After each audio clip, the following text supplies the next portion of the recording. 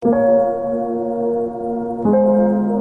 ay natitipon ngayon para sa magdamagang pagdiriwang sa Pasko ng muling pagkabuhay ng ating Panginoong Hesus. Sinabi sa Ebanghelyo ngayon na may mga kababaihan na pumunta sa libingan ng ating Panginoong Hesus. Pagdating nila sa libingan, nakita nila ang walang lamang libingan ni Hesus. At ang anghel na nagsabi, "Huwag kayong matakot. Hinahanap ninyo si Hesus, ang taga Nazaret na ipinako sa krus. Wala na siya rito, siya ay muling nabuhay." Sa sandaling iyon, ang kanilang kalungkutan ay napalitan ng kagalakan, ang kanilang kawalan ng pag-asa sa pag-asa.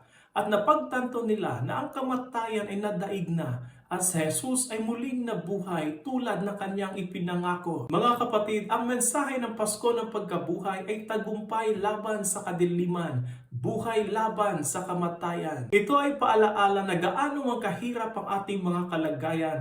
Ang Diyos ay laging kumikilos na naghahatid ng bagong buhay at pag-asa. Yakapin natin ngayon ang pangako ng muling pagkabuhay at mamuhay sa liwanag ng tagumpay ni Kristo laban sa kasalanan at kamatayan. Maging kagaya tayo ng mga kababaihan sa Ebanghelyo na humayo upang ipahayag ang mabuting balita na si Jesus ay muling nabuhay. Alleluia, alleluia!